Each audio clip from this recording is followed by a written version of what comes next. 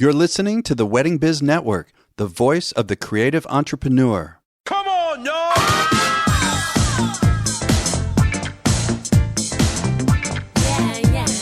Hey everyone, it's Andy Kushner, host of The Wedding Biz, and this is a revisit of an incredible interview with the one and only Tara Guérard, planner, designer, invitations, with offices out of Charleston and New York City.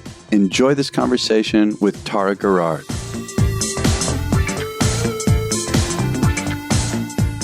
Tara, you're the owner of the event planning and design company, Tara Guérard Soirée, and you're headquartered in Charleston, South Carolina. You have another office in New York City, here in the wonderful neighborhood of Chelsea. And you are so highly respected, and you've been in several prestigious wedding publications. You've published 2 best-selling books, Southern Weddings and Weddings.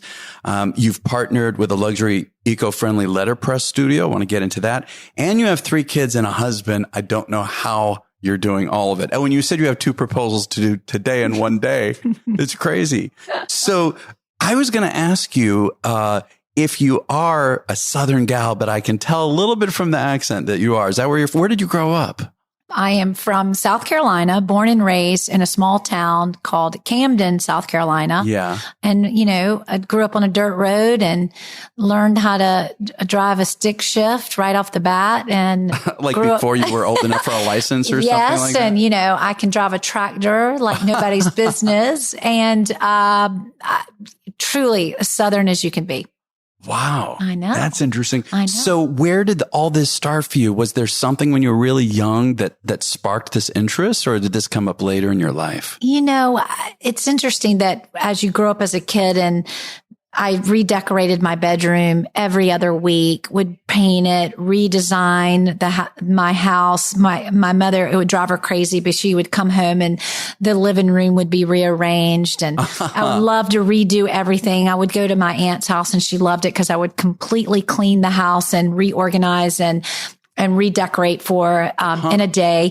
But I thought that was normal. I mean, I don't think I ever realized that I was a bit of a creative person. Yeah. I went to the College of Charleston in Charleston, South Carolina, and was a psychology major. I thought I would be a marriage counselor, interestingly enough. So the whole idea of again, because moving things around, decorating didn't occur to you that's a possible career? No one ever said to me that, you're a bit creative. And I just thought that everyone did that. As a child, you don't think that what I'm doing is different from anyone else.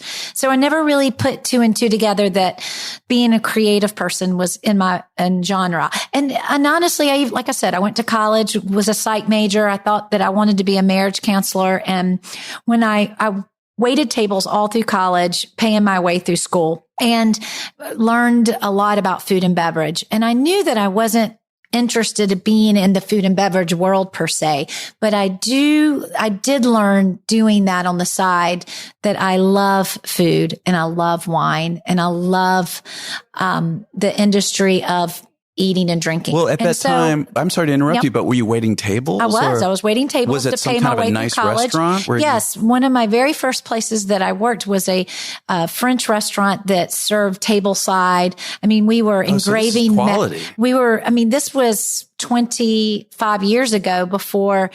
And no one really cared about eating antelope and having tableside French side service in Charleston, South Carolina. Right. I mean, we were engraving matchbooks with your name on it for reservations. Jeez. I mean, it was definitely a celebration restaurant. Like you only went there for special occasions for sure. But I don't even think 25 years ago, Charleston was ready for that kind of restaurant. And today, no one's really interested in the big formal restaurants anymore. But without knowing, if you're saying carve the initials in the match for reservations, then like you say, that's kind of like all you knew. So you were getting this sense of connecting. Yes. Like details and service and really loving great food and learning about wine and the industry and service. So that was kind of my backdrop. Okay. I mean, that was really kind of the beginning of a backdrop that was set out before me and not planned. It was clearly just to make money to pay my way through college. So then let's fast forward after college. My very first job that I got was working for a temp agency that specialized in food and beverage. So I supplied servers and bartenders and executive chefs, even permanent placement. So I got that job only because of my background working actually in the food and beverage industry. And I really learned at that point about Charleston, the venues, about catering, about staffing, and learned a lot about who was good and who did a good job, and take that little bit of knowledge. And then fast forward, I took a pottery class and I was doing a lot of wheel work and loving porcelain and throwing. And I learned, and it clicked with me literally in a day. Wow, I really love working with my hands. I love creating things. Yeah. I love the details of beautiful objects. I love that whole design world. What can I do for a living that takes the little bit of knowledge that I have and I can be creative with it? And that's when I was like, well, I could design parties. I know all about catering, and I know about food, and I know about wine, and I know all about service industry, and I can be creative with that industry. So I took those two ideas together and said, I'm going to plan parties and design parties. And that was 20 years ago when no one really did this. Well, but to think about, to even apply it to parties, had you been going to parties and how did you even come up with that idea? We always go to parties. We're Southern. We always eat and drink. We are, and I'm an Episcopalian. We call ourselves Whiskapalians. I think in the South, hospitality and parties and entertaining is the core of our life. I see. Okay. So that's always part of our lives. So yes, we always have parties. We always go to parties, and we always are entertaining. So then what was the first thing that you did to start manifesting this? I mean, that's a big idea. I know, it was a big idea. And I remember going to a small business resource center and saying, I want to start a business planning parties. And they were like, well, there's not, what is that? What is that? Yeah. What do you do? I'm like, I don't know. I just want to plan parties for people. And my first idea was really, I wanted to design the parties. And I realized right off the bat, I went to a couple of hotels and said, I am interested in designing parties for you. But how did you define design to yourself when you said that? Like putting it together, doing layouts, putting the linens and the flowers together, and creating menus and planning the bar and the food and the drink. Wow, you had a real intuitive feeling about this. I did. And it was and everybody looked at me like I had four heads. Well, what is that? We don't need you. Yeah, we have a catering department, sales lady. Well, and then at the resource department, as if they have information on that. Yes. So it really was. There are definitely people who did this before 20 years ago, but very few. It wasn't very few. And it wasn't something in Charleston, South Carolina. And it wasn't something that people was accustomed to. Today a wedding planner is a huge business, but when I started, no one really did what I did or knew what that meant. And most people, and I remember in the first 5 years of my career, how many mothers, I would get interviewed for maybe doing a wedding or trying to present myself as a wedding planner. And all the mothers were like, I'm the mother. I know how to plan parties. Oh, yeah. And they would all say that to me. Well, I know how to plan parties. And so really trying to come up with something that I did different and could create for them different than just the mother saying, I know how to plan parties. I'm from the South. I'm a Southern lady. Yeah, right. We're entertainers. That's what we do for that's what we do for our life. It's so interesting, the cultural difference here. Because in the South. So, and you're in your mid-20s, early 20s at the time? I was in when I started Soirée, I was 28. But in the beginning, when you first, so my idea started, 27-ish. And that's when I said this idea and concept that I'm going to start this. And, I opened my doors of Soirée when I was 28. So can you tell me about your first wedding? My very first client, I'll never forget. She came to me and she was a friend of a friend, and I wanted to design parties for a living. And that was my, idea for Soirée, is to plan parties and design them. And this girl came to me and she said, well, I need help. I'm getting married and I really want someone to help me with my wedding. I'm like, well, I'm not a wedding planner. so when I started Soirée, let's back up a little bit. Sure. It wasn't my idea to be a wedding planner either. Right. I just wanted to design parties. I got it. And so she said, I need help. And I said, well, okay, I'm not a wedding planner, but I love planning parties. So let's do it. And it was that client that I sat back and said, I really love this. I love that I'm using my food and beverage, getting to design the wedding like I wanted to, plan a party, and using my psychology. I mean, figuring out about the mother of the bride and what my bride loved and the psychology of it, and marriage counseling all wrapped in one. Oh, that's right. Yeah, because these things are so emotional. So really, I took a little bit of everything from my past and my experiences and created this whole concept of a wedding planner. And that's how I started. And that's where and it's crazy that today we're, well known around the country and as a great wedding planner. So it fell in my lap is the whole point. It wasn't planned. Well, it fell in your lap, but you had to grab it and really run with it. It just, the stars aligned. And, it's interesting. I've had Soirée now for 20 years and I still love it. I still am very passionate about creating something new and different. And I really want to have the best wedding that anyone's ever experienced. And I want all my guests to feel like our parties and weddings are the best they've ever attended. And that is still so important to me. Well, so I love it. How did you take it from in the beginning, right? I imagine you don't really know how to put together a business. I mean, you've got obviously you're very intuitive about it, but to create a company like this that could even be structured such that it could have the potential to grow to the level you've grown it to. How did you specifically get from the beginning to building this empire that you have? And in a little bit, we'll get into all the other aspects of what you do, but even just for the wedding portion of it, the design. Again, it's just all happened. It's just all happened. I mean, and it wasn't like it happened overnight. I love these wedding planners that want to be these great, huge designers and whatever overnight. The glamorous part of it, right? I wish that it had happened that way for me, but I literally worked my hiney off. And through blood, sweat, and tears the whole way. I mean, it has been a learning experience. Every single wedding is still a learning experience of some sort. And I can't say I had nothing to copy, no one to look up to, no one. I mean, along the way, there have been people that I got to shadow, for instance, Colin Cowie on a wedding. And I love telling the story.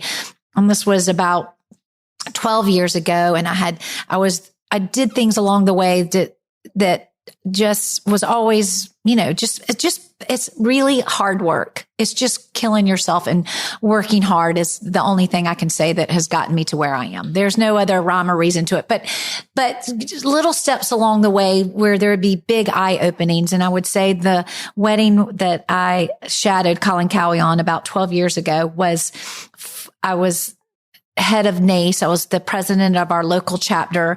We had talked them into having the National Association of Catering Executives have their big conference in Charleston.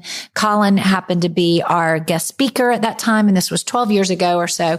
And they gave as to fundraiser, a thing to shadow Colin. Well, a girl had bought it.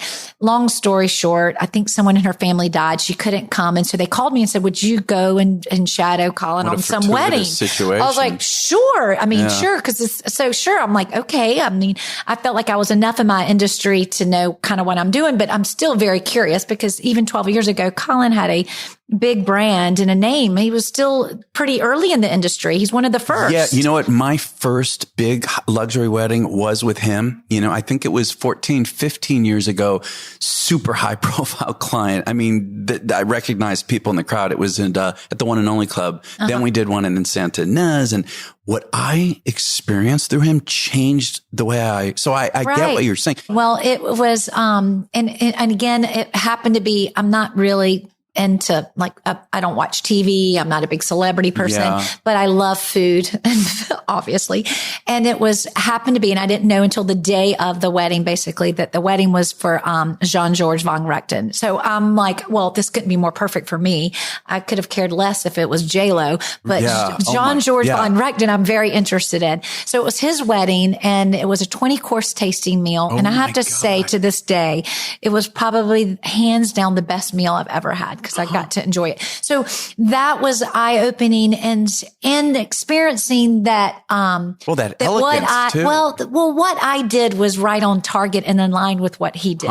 So it gave me confidence. How about this? It gave me confidence in that what I did, that I was damn good at what I did. You know what I mean? Comparing his business to my business. And so that was eye-opening for me. And I think that gave me a confidence. Like, I just went to one of the most well-known wedding planners in the world and experienced this wedding with him. And I'm just as good. I think we all need that kind of reinforcement, For sure. It told me a lot about myself, I think, is what I'm trying to say. Not that I'm great and I'm the best in the entire world. I want to be the best and the best in the entire world. But just saying, it gave me the confidence that I was doing a good job at what I did. Yeah, absolutely. That's interesting. So that was fun that I got to do that. And he also gave me advice that I remember I was in the elevator with him, and I said, do you think I should hire a PR company? And he looked at me like I had four heads and said, darling, of course you have to have a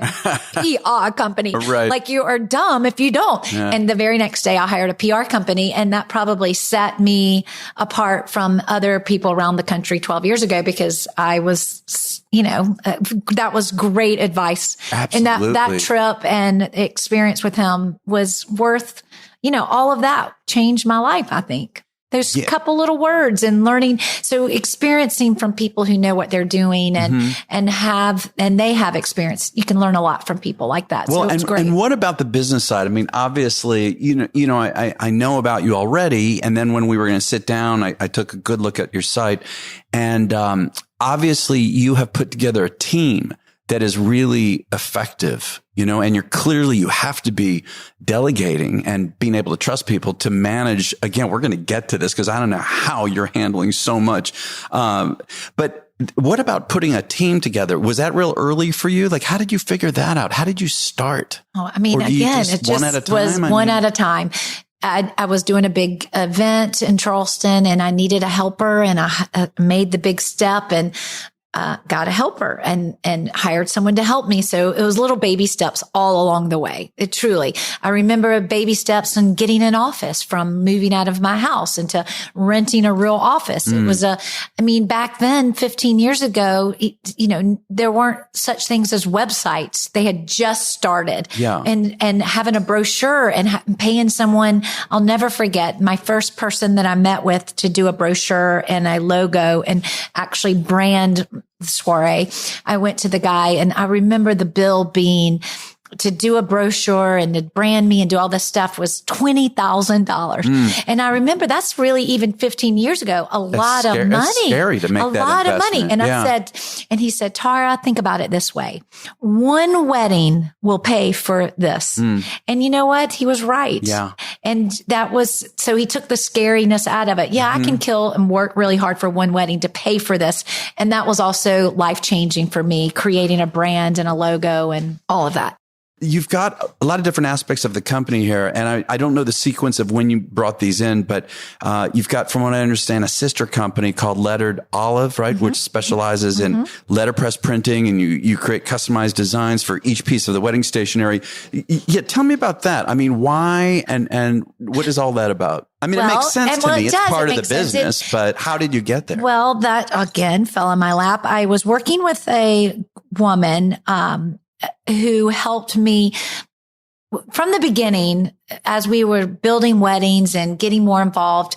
I remember wanting to have the control of what the save the date looked like and having the control of what the invitation looked like. And then we would do guest bags and then that's part of the whole experience, right? It was the whole experience. And I loved being able to conceptualize an idea and the colors and the design and being able to create that from scratch. I mean, back then, 15 years ago, again, you would go to an invitation company and look in a book and pick which invitation, which color, and that's about it. Which font, right? Right. You know, your Crane's book was not very complicated. Right. I mean, so I loved being able to be a little different about it. Loved backing invitations and coming up with like a very interesting liner for a save the date. Like I just loved being able to take that creative process and apply it to even the paper goods. That being said, I had a girl that was working for me, helping me as a graphic designer on the side. She got pregnant, quit her job and said, Tara, I want to do all your printed invitation stuff from you. I want to be your graphic designer.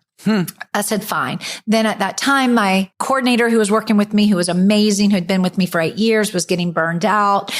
We were back then doing 30 and 40 weddings a year. I mean, we killed ourselves. We worked all the time. Yeah. And so I said, you know what? What if I start an invitation company? Because I had people wanting us to do their invitations, but couldn't afford soiree. Yeah, sure. So I said, what if we start an invitation company? And I really want to call it the Lettered Olive because I heard on NPR one morning that our state, South Carolina seashell is called the Lettered Olive. Oh, okay. And it's this long seashell that's kind of tubular and it looks like letters are pressed into it, kind of like letterpress. Yeah. And it's our state seashell for South Carolina. That's great. What a great idea. And I said, well, I love this word, the Lettered Olive, and I want to name it that.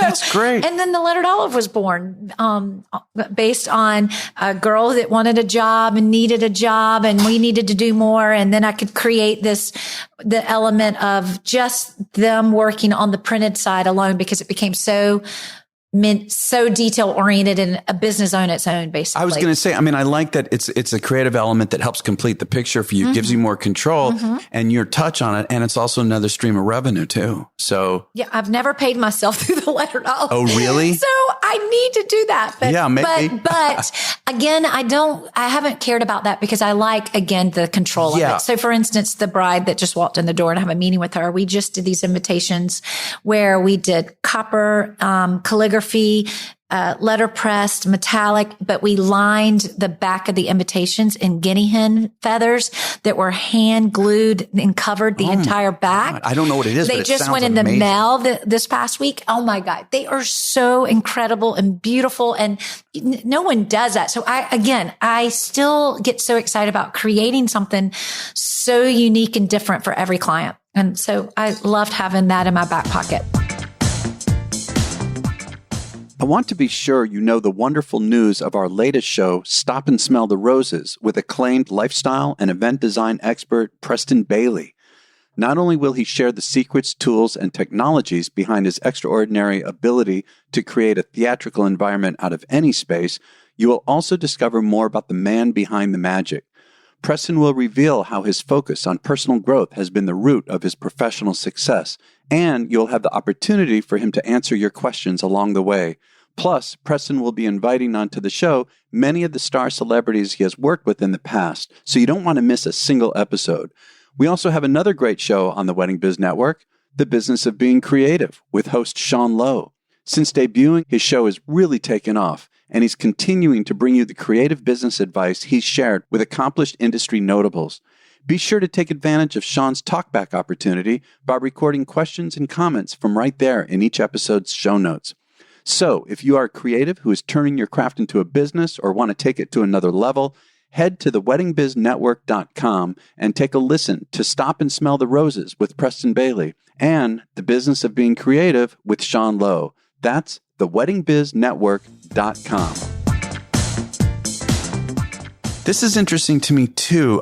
You've got, I guess it's Leapfrog Pro. Is this the consultation company? No, that's just my letter. That is my PR company. Oh, it's your I've PR hired. company. So, Jackie and my girls over at Leapfrog is the company that I hired right after Colin said I was dumb not to have a PR company. That's my PR company. Well, it's pretty cool the way you work them into all of your, they've got to be getting a lot of follow-up business. We've been together a long time. So they are been very good to me over the years. And I consider them friends and, anyway, that's the PR company. So they are not part of my umbrella. And the only other things I'm really doing under my umbrella, Soirée, Tara Guérard Soirée. We had to change the name of the company from Soirée to Tara Guérard Soirée because there ended up being over 100 soirees around the country. Oh my gosh. Now, when I first started, I was going to say, I wonder if you're one of the first, probably. I was. There's only one company. Of course, I reserched it so I could make sure there were no other soirees in the world. Did you get a trademark lawyer? I did not get a trademark because I tried. There was a soiree company in California that sold mattresses. Yeah. So it wasn't related to what I did, but I couldn't trademark it. But now there are literally 100 soirees in the country. So that being said, I had to brand it. So I didn't want to lose Soirée because that's what I was known for. So I just branded as Tara. Yeah, but then it's also branding. I mean, we got to brand our names too in this type of business. I think that's great. Plus, now the first book that you did, Southern Weddings, 2007, I believe. Yes. And so was that, I'm assuming that was showing, wonderful weddings you had done up to that point. Yep. And so was tips and ideas, and that's about it. And the second one, Weddings in 2010, same thing, or that Weddings by Tara Guérard. And it was the only thing that was kind of different about that. They were definitely showing and showcasing weddings and ideas, but I think we also included some recipes in that one, like great ideas for a specialty drink or an hors d'oeuvre or parties to do at your own house that you can create yourself for parties. Yeah. Now, also, I'm sure you've been asked this a million times, but I've got to go there. Sorry, got to go there, but. You're known for this as well. You're known for a lot of things, but one of them is the wedding of Blake Lively and Ryan Reynolds. Mm-hmm. How long ago was that? I can't talk about it. Oh, you can. Ooh, one of these. I think I missed all. You signed a document. Yes. Well, I imagine that it was wonderful. Can't say yes, huh? Okay, nod your head if you can. No one will know. Okay. So, another thing I was wondering about was the Southern, I'm sure there's a Southern way of doing things compared to, like, you have an office here in New York. You're doing weddings everywhere. Yes. I mean, is there still a difference, or are you bringing in let's call it a Southern charm, a Southern touch to everything that you do? Of course. Yeah. I mean, that's part of your signature, right? I think so. I think it's unique. I think, I think for years I kind of fought it. Like, I don't want to be known as the Southern girl. I don't want to brand myself as Southern. And so I don't really brand myself as Southern, but this is funny. When I first opened the New York office, which was 8 years ago, I thought in my dumb thought, oh, New Yorkers are just going to love me. They are going to think I am the most adorable, it's a different language for these people. I mean, my Southern accent, they're just going to eat me up, right? And that's what I wrongly thought. And I think, now, that not being said, that most people that do hire me and become my clients, I think do feel that way. They do, if they're not Southern. They do come to think it's cute and fun and enjoy me because I am normal. I just have a Southern accent. But I got eaten alive a little bit. I had people say to me, look where you're from. Like, are you crazy? You think you're going to do our daughter's wedding? Basically, look where you're from. And I was a little shocked by that. I really was surprised that maybe people still think we wear, hoop skirts and are prejudiced, or I think that some of those Southern, old school thoughts and things have kind of stuck around with Southerners a little bit. Not everybody. Don't get me wrong.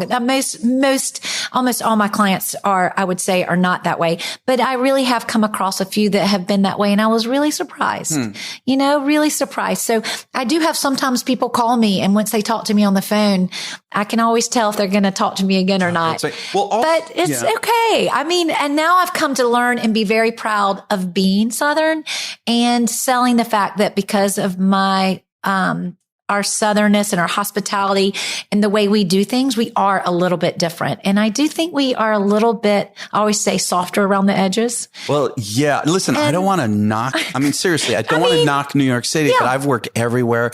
When we're here in the city, it is different. It's just different. It is, but it adds some variety and spice, doesn't it? It does. And almost all my clients live in New York these days. I mean, I'd say 80% of my brides live in the city. Oh, interesting. Now they're from all over the world and all over the country. Yeah. But a lot of young people move to the city right out of college and the marrying years. And they may take me to their family's summer home to do the wedding, or back home to do their wedding, or their favorite destination to do their wedding.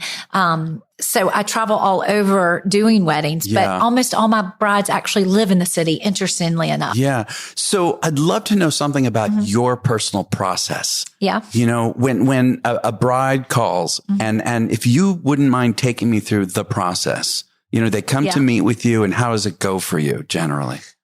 I mean, that's a hard one too, because it's changed so much. I mean, my Charleston wedding office in Charleston, where I've had my office for 15 plus years in the current building where I am, we always called it the hot box.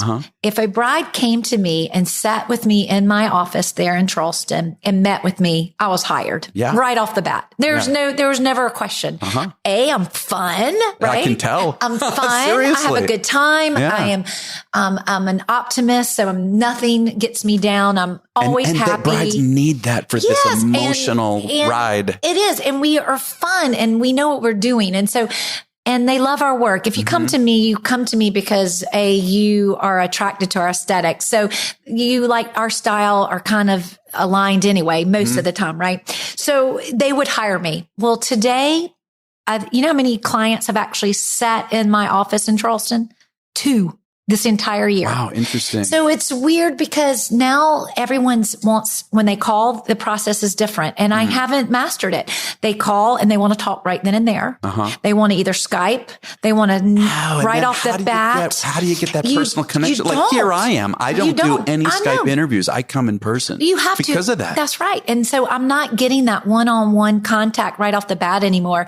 And so I'm losing that easiness to book a client or get a new bride. And they're it's less just relaxed. It seems to be like it's going to go more They're probably interviewing business. 10 people like right off the bat. I mean, it's not as personal as it used to be. Yeah. It's changed a lot. Are you having just to in the last travel 3 years. to offset that? Are you traveling more even for those meetings? I guess it's tough to justify, right? Not for an initial meeting. Yeah, unless, Of course, if they hire me, we're meeting immediately. We're getting together and we are setting up site visits and doing that such. And if it's a bride that lives in New York, then I meet with them probably. I meet with more people here in my New York office. How often are you in New York compared to every other week in general? Oh, okay. For a week at a time? No. I come up on like Tuesday morning and leave Thursday afternoon. So I try to do full 2.5 days in the office at least, but I have 3 small children at home. So I try not to leave more than 2 mornings or 2 nights from home. Tara, I want to jump to that. I know we were talking about your process, but that's another, I know that's a challenge for obviously a lot of women. I mean, guys too, but look, I have a daughter. She's about 23 now, and I was very present and very involved, but at the same time, I know still it's more with the mother. I know there's still more with the mother psychologically, emotionally. It's hard. There just is. Yeah. It is. And to balance a career and to grow the career, how old are your kids now? Well, I started late because I was building my career. Yeah. So, after almost 11 years of marriage, I finally had a baby. So my first child was born 10 years ago. So my first was at 38. My second was at 40. And my third was up 43, basically. Yeah. Wow. So I have a 5-year-old.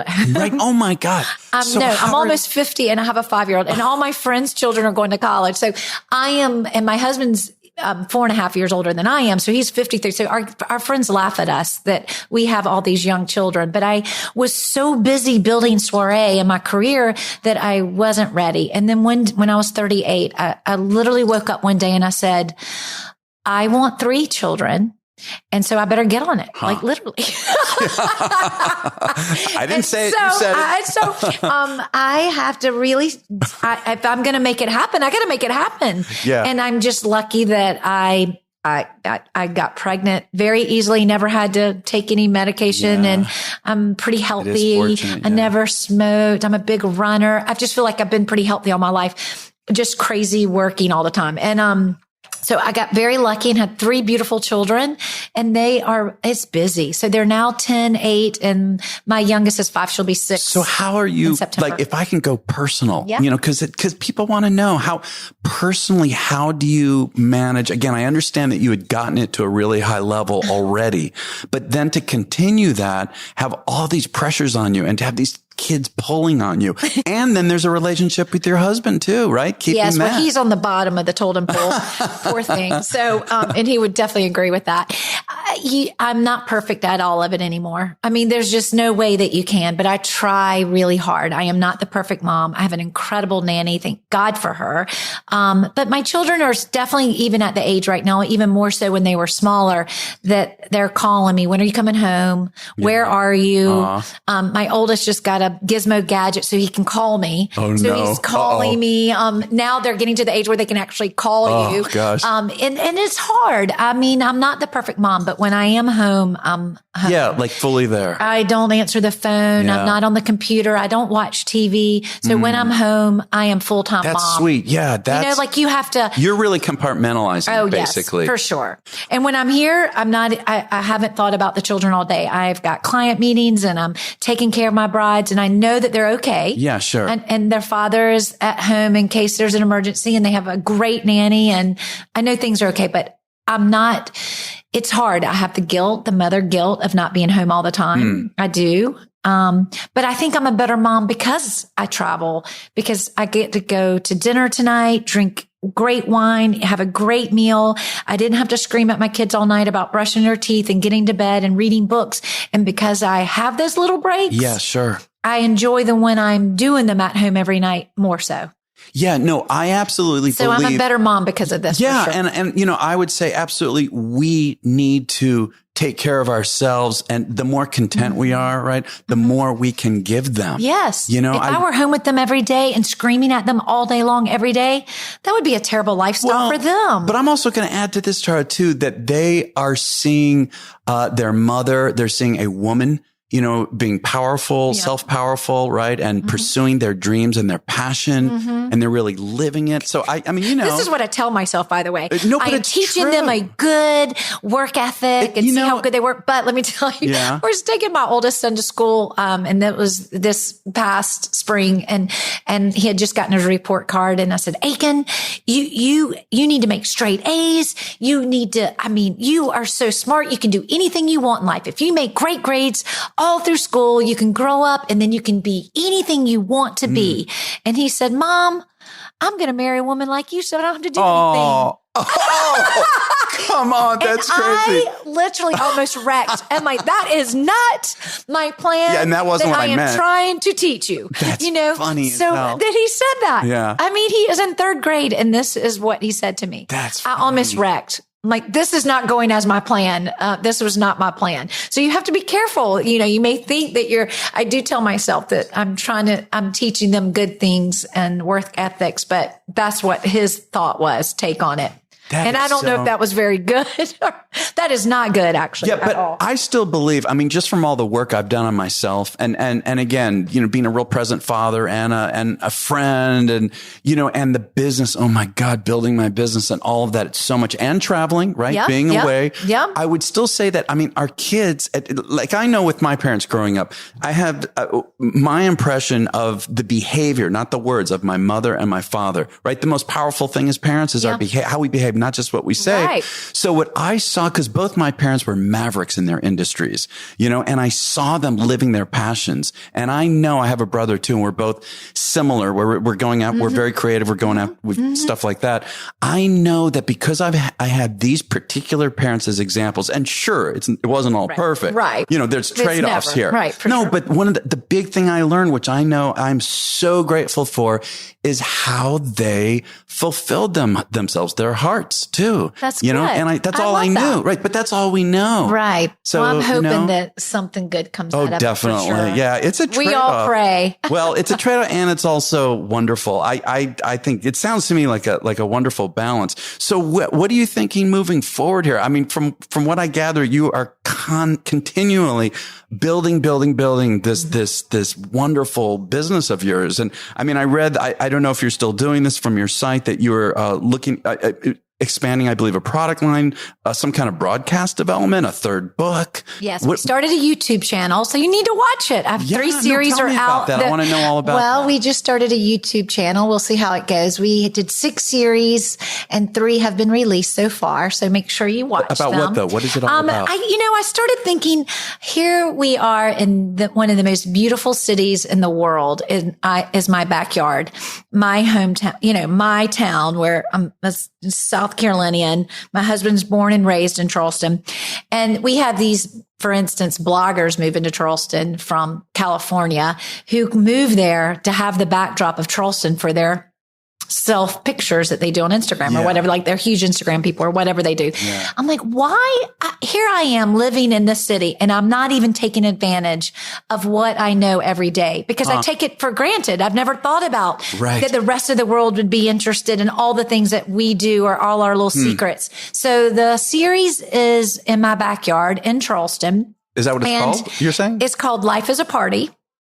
And, it's Tara Guérard's Life is a Party, and it's taking all the things that we do for events. So, for instance, the very first one was making biscuits with Callie's Biscuits. So we love using biscuits and hors d'oeuvres and late night snacks and in our life in Charleston, of course, we're known for biscuits. And Callie's hot little biscuit stand is like the hottest little thing in Charleston. And her biscuits are divine. So we go to her kitchen and make biscuits and she tells you how to make her famous biscuits. Starting to salivate. They're amazing. And anyway, so that was a tip and a fun little thing.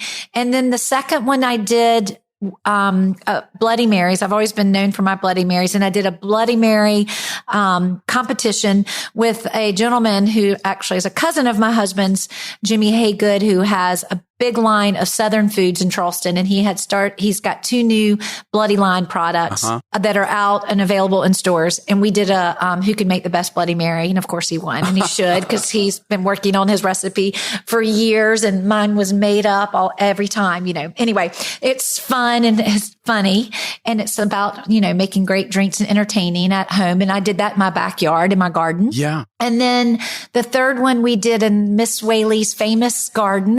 There's even a book on Miss Whaley's garden. She was this woman that's an amazing gardener and her flower garden is beautiful. And her daughter now lives there because she's deceased, Miss Whaley.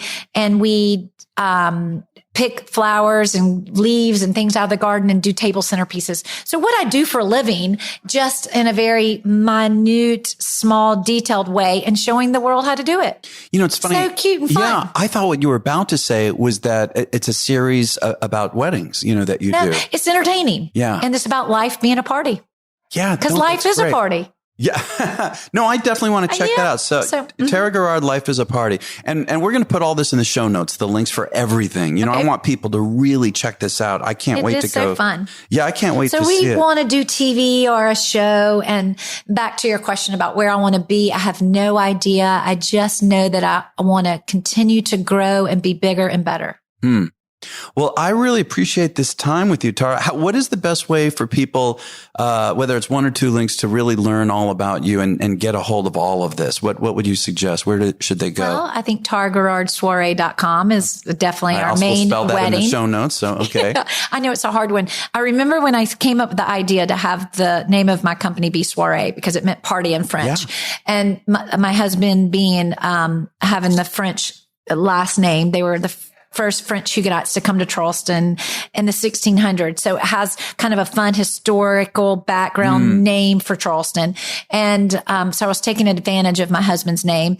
And then I wanted to think of a French word that could be fun to meant party. Yeah. And everyone was like, that's so dumb. Why would you name your company that? No one can spell it. So no, they won't be able to find you. And I said, well, if they can't spell soiree, then they don't need to be hiring me. There you go. I like that. And that was my answer 20 years ago, but to this day, it's probably hard to spell my last name. Yeah, but you think Soirée, but that's okay. Well, but now you're known enough, you're big enough that people start to Google, and you know how it corrects the spelling. So you're fine now. Oh, good. You're good. Good. Now. 20 years later. You are. But that's why I came up with that name. It was French, and it meant party in French. And life is a party, right? Yeah. So, I do have TaraGuérard.com, but I haven't updated my website in over 3 years. And I promise I'm doing it this year. Yeah. And so you should see our most beautiful new work is amazing. And so I really need to get on it. We're so busy and so hectic with your day-to-day life. How do you keep up with updating a website? Oh, sure. I need to put some money on that. Well, and also, so I'm not perfect. I told you. No, it's I got it. It's not perfect anymore because then at night I have to go home and be a mom. So I can't work on the business at night anymore. Yeah, God. And you're working on another book too, right? I have one that we're working on. When do we look for that? I don't know. Not maybe sure. You're going to fit it in on the flights, maybe? Yes, exactly. That's the other problem. I've always told my PR girl, I said, Jackie, I cannot do another book, but we are going to do another book. I'm finally ready to start the new book. So maybe it'll be on shelves in 2019. Well, when we find out, we're going to put it back on the site. They want to do another entertaining thing. So it won't be necessarily weddings. Well, what a blast. My God, I'm knocked out by all that you do. So this was really fun, Tara. Thank you for taking the time. Well, thanks for coming. Thank you for listening to this re-release of an earlier episode on the Wedding Biz. If you enjoyed it, please share it with 3 friends or colleagues who you think would also benefit from hearing it. And follow us on Instagram and Facebook at The Wedding Biz. And you can follow me on Clubhouse at Andy Kushner. And be sure to join the Wedding Biz Club on Clubhouse. We'll catch you next time on The Wedding Biz.